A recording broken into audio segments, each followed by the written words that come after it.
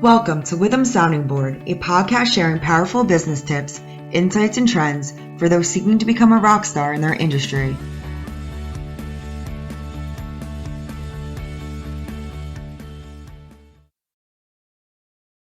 Hello and welcome back to Witham CFO podcast series. I am your host, Cuddy Thomas. I am part of Witham Outsourced Accounting and Fractional CFO practice line. If you'd like to know more about what we do and how we support our clients, please go to www.witham.com/oasis, and that's spelled OASYS. Joining me today is Brian Peterson. Brian is the co-founder and CEO at Outrigger Group. Brian helps companies develop the right finance and operations strategy and structure to support growth and prepare for transactions. Like Brian, like me, Brian went to Drake University, so some really good Midwestern vibes is going to happen here. My discussion with Brian will focus on the benefit of fractional CFO, the dual role of CFO/COO dynamic, and how nimble finance leadership can or should be. So Brian, welcome. How are you? I'm well. Thank you for having me. Good. Yeah. It's a pleasure having you. We'll have to let the folks at Drake know about this. Absolutely. It feels like it's been a little while since I've been on campus there. So yeah. Yeah. So tell me about how early stage business access high level financial expertise before they can afford a full-time CFO. Absolutely. So, that's really been something that's been around in certain stages for years, but really is formalized around this idea of the fractional CFO in the last 5 to 10 years. I've spent the majority of my career in one form or another consulting with companies of a variety of sizes.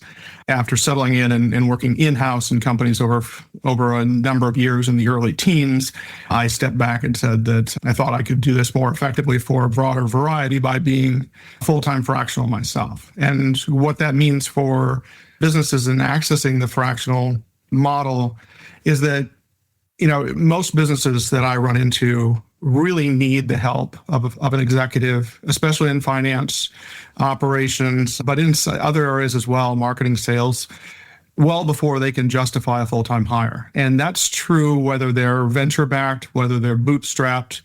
So the fractional model really allows somebody to come in and say, I know I can't have you full-time, but can I get you for looking at this key situation or looking at something we're planning for, or just to be able to bounce ideas off and understand situations?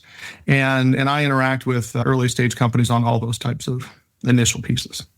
That's good. Having someone and, that's going to provide you a premium level of services, and you pay them a fraction of the cost, right? And still be able to leverage them to do all other things. Absolutely. So with that in mind, how does a fractional CFO help build a strong an accounting and finance team? One, and then two, is there even that opportunity, or are you seeing signs that companies should transition from a fractional CFO to a full CFO? I can tell you, I'm biased to that question. I would never want them to do that because they're never out of job, right? But I'll let you take a swipe at that.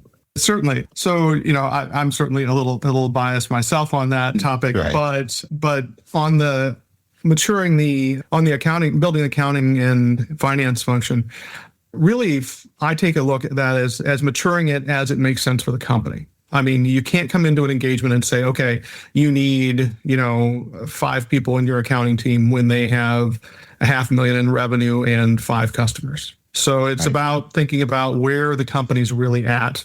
I was recently brought into a company in the last couple of years that was $5 million in revenue and had many clients and many employees, and they were running with a very light, probably too light accounting team. and helped kind of look at where their strengths were and different opportunities for using my services to provide some of the higher level support so their team could just focus on their execution pieces, but also then, backfilling with outsourced or part-time pieces in AP and so forth to allow them to build that team because they were going through a window of lighter revenue. So they had to be more flexible. And I think that's the key to doing this is a fractional who's been through multiple companies and seen a variety of situations can look at a business, and you should never come in with a template and just say, this is how you set it up. Just like you shouldn't come in with you must use QuickBooks, you must use XYZ and make a bunch of changes. It's where does the company, meet the company where they are and help them figure out how to mature to the next level and be prepared for future growth. And it's different for every company. That's true. You have to be nimble, right? And be able to be flexible and just tailor that need to the company that you're supporting. I'm not transitioning to full-time. I think the majority of companies can go far deeper in terms of size and size of revenue, size of staff than most people think before they need a full-time CFO. And that's not because full-time CFOs are never needed. It's if I was to be full-time in places, and part of the reason I'm fractional is because I found myself jumping into roles full-time and then taking myself out after 18 months or so. I had solved the big issues. Right. I had stabilized everything, and I felt like the company could use their resources in better ways.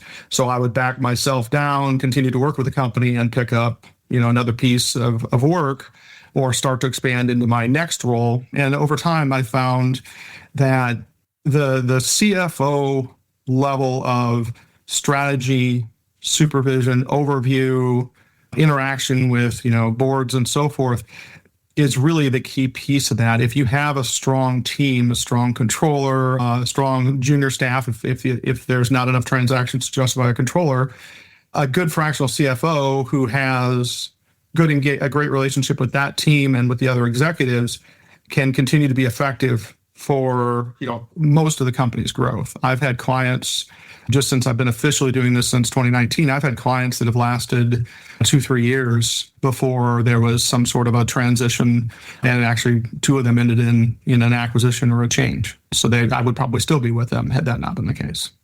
Yeah, and I think it's a well put point. I think having a strong controller and a strong staff allows the CFO to not be full-time, right? Because if you're getting on-time information, the books are closed on time, it allows you to make decisions really quickly, right? And have to worry about, okay, are the books accurate, right? Are we adhering to policies and procedures, right? Which you have a controller that can do all of that, right? So before I forget, congratulations again. I know you were a CEO, now you're a CEO. So congratulations, well deserved. Thank you. On that same light, talk to me about your experience working as both the CFO and CEO, and now CEO, and how do those roles complement each other? Yeah, the CFO and COO combo for me is a little bit a driver of my personality. I'm comfortable working directly with the teams outside of just the finance function. I know that's not always the case for everybody who works in finance or even very effective CFOs. But in my case, especially working with the early stage and rapidly growing companies, in order to effectively forecast, plan, help them evaluate transactions, I really feel like I need to have an understanding of the company's operations. And so to do that, I'm talking to the other leaders of the company and certainly the CEO and in some cases even, external parties to understand what's going on in the company and how that growth is going to happen or what opportunities there are to streamline things as part of the forecast. So in doing that, there's usually a conversation about my experience in some of these spaces of how other companies operated. And so there's a natural step sometimes to taking on that role, whether I take the title or not, I'm helping to engage and support that operations strategy piece as it relates to interacting with the finance function. And so it's about finding that that balance for what a company needs. And I really never worry about the title, whether it's CFO or COO. One of my clients, I'm currently both, because they're just the right size where it makes sense. Eventually they're going to need and will hire a COO to run a growing operation. But in the current time, I can work with them effectively on both pieces. Good point. So on the not fun side of things, so what challenges do companies face when finance and operations aren't aligned? And two, can you maybe share an example of how you leverage both functions to drive business success? Sure. Yeah. On the challenges, I mean, I think the biggest challenge is when cost management and spending to drive growth are out of balance.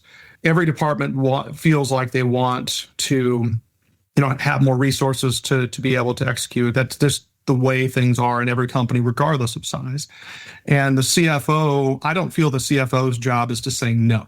The CFO's job is to come in and say, we have X resources. We have to use them in the most effective way possible. So that's give and take between the teams. And if you don't have finance and operations aligned, you're constantly going into leadership meetings or whatever with this level of anxiety. And so I think that's a key piece, whether a person's full-time or a fractional or anything else, is being able to articulate an understanding of those challenges and articulate why the trade-offs are there. And sometimes the motives, profitability and cash runway and so forth that drive the mentality of investors or CFOs, they really have to be balanced with, staffing in advance of growth or investing in marketing or other things that don't come natural necessarily to the finance function in general, unless you think of it from a whole company situation. So on the piece of leveraging both CFO and COO to drive success, one of my significant clients right now was in a turnaround situation. When I came in, they had done a RIF. They were a really great business in a tight market. Their industry was having some challenges, and they had to look at difficult trade-offs and how do you kickstart growth? And so very much I came in with okay, how do we forecast and plan to get to the next capital round in this case?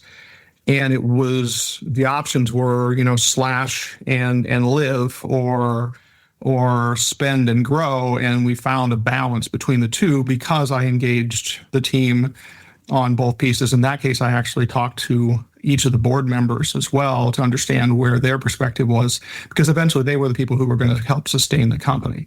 And having to kind of get that bigger picture of what were the opportunities for the company. And then we ended up trimming in a few of executive areas, which was tough for the founding team, but also putting some mentorship behind some younger leaders and enabling them to really drive forward. And we were able to turn 20% growth in the first 15 months after working through this process, because I tried to engage both on the operations and finance side rather than just writing a forecast. Going back to Javi, your earlier point, saying that there's a difference between, or you shouldn't be that CFO that says no, right? I had a guest earlier on my podcast that sort of touched on that, but he said that it's a difference between CFOs that said no and CFOs that find a way to say yes. Yeah. And find a way to explain the no when it's necessary, because just a no leaves everybody feeling like they're not heard and that you don't value their piece of the business. I think it's important to be able to make the organization to be able to hear the trade-offs and that you're taking them seriously. Yeah. So let's talk a little bit about being nimble, flexible finance leadership, right? Do you take on only fractional CFO roles? I know you and I talked about this, or do you work in other capacities?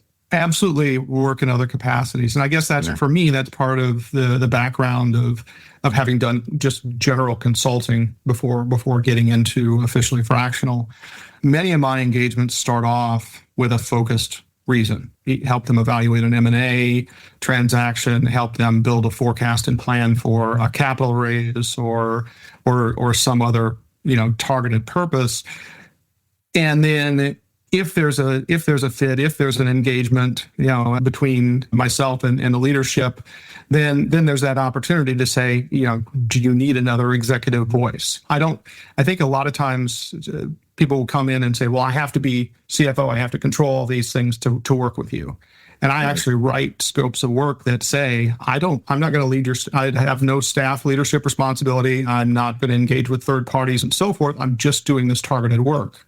But if the relationship evolves, then I can update the statement of work to say, yeah, now I'll be proper CFO and I can lead your finance team and I can, engage, third parties, with and on behalf of the company. But I make those pieces clear in my statement of work and I make them fit the opportunity for the client. Right. And I would assume the statement of work would sort of delineate a project-based or long-term consultant as opposed to a traditional CFO position. So for once, I really enjoy dabbling in multiple companies because I think it's just a unique thing. It's refreshing sometimes to just learn about new things, and then before you know it, you're on to the next one. Absolutely. In your experience, and from your perspective, how do a project-based or long-term consultant differ from just a traditional CFO role?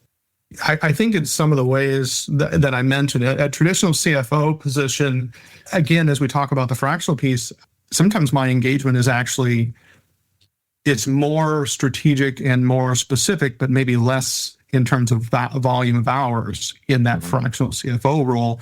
But if I'm doing project or consulting piece, sometimes I am very heavily involved in an early window, and then it tapers to more of a sustained piece. And then the longer term consulting versus a CFO, that's really just semantics.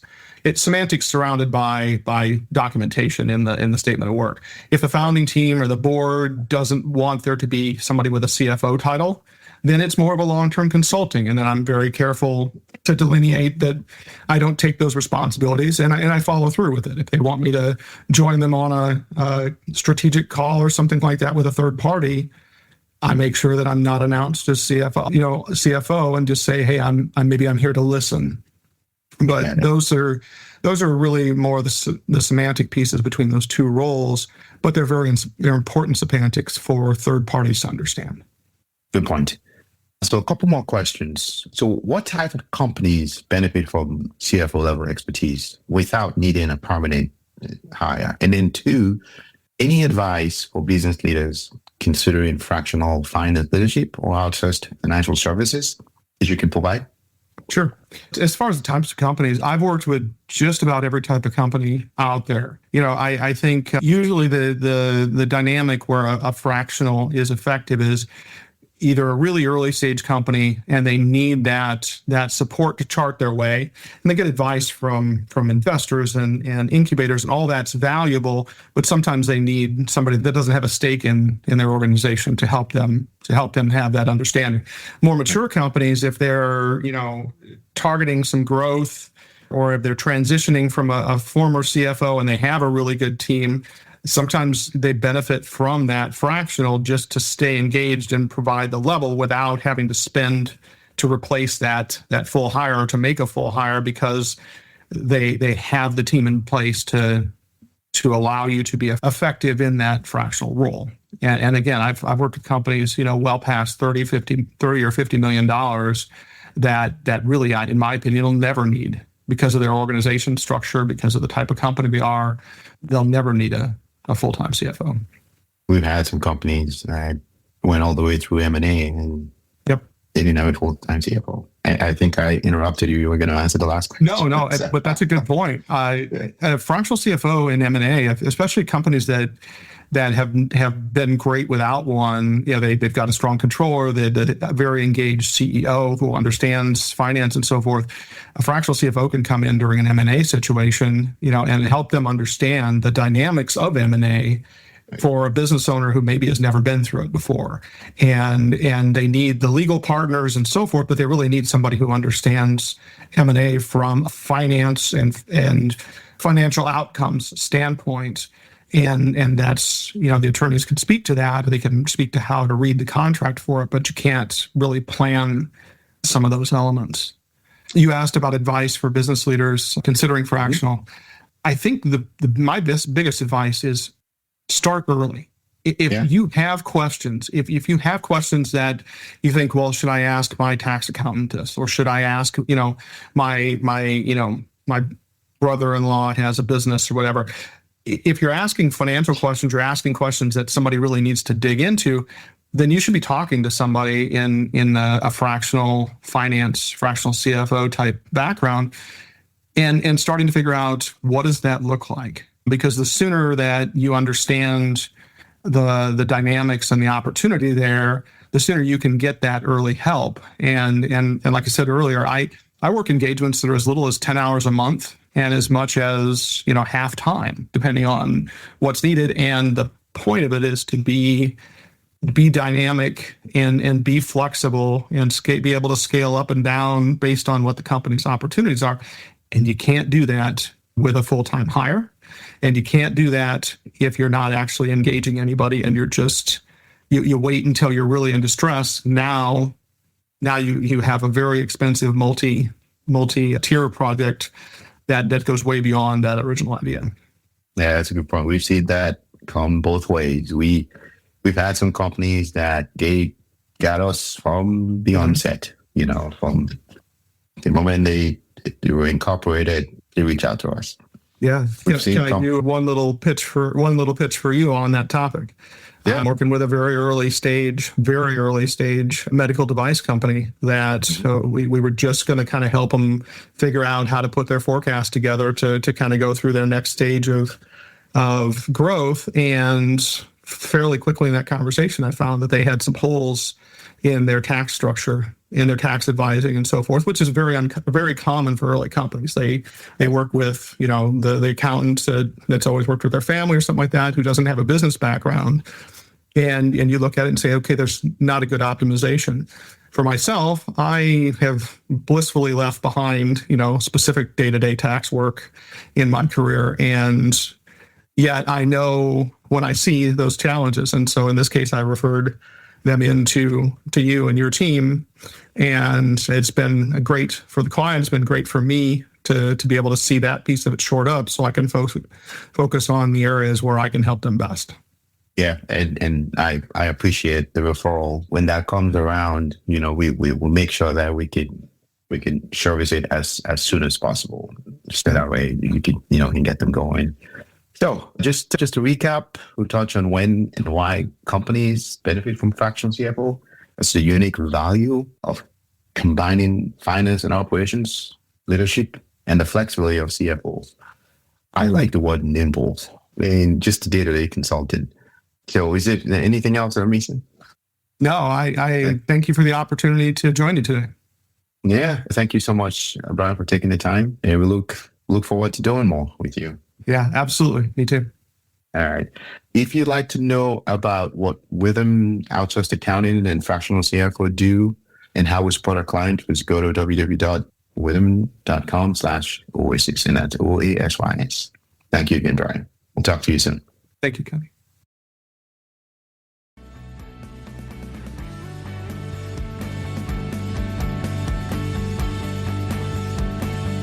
Thanks for joining us. Be sure to subscribe to our podcast so you'll be first in line to hear what's coming next. Don't want to wait for our next episode? Check us out at witham.com. That's WITHUM.com.